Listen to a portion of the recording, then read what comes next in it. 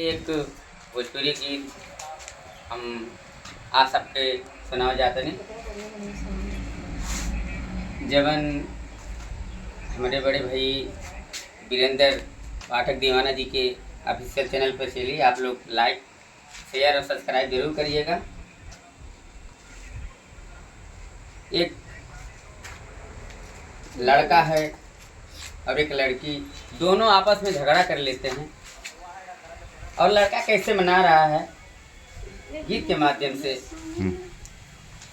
अरे प्यारी राजा प्यारी रानी है, प्यार इतिहास के कहानी है, केहू परिभाषा ना दिहल कर। अरे प्यार तो गंगा जी के पानी है।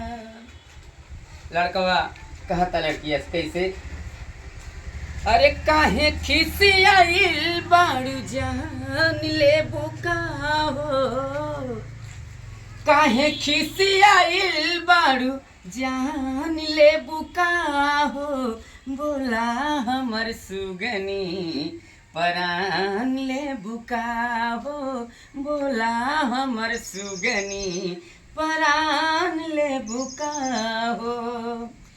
तोहरा ला चूड़ी कंगन हारी बनवली, तोहरा ला चूड़ी कंगन हारी बनवली, ऊपरा से नीचवाले तोह के सजवली, ऊपरा से नीचवाले तोह के सजवली।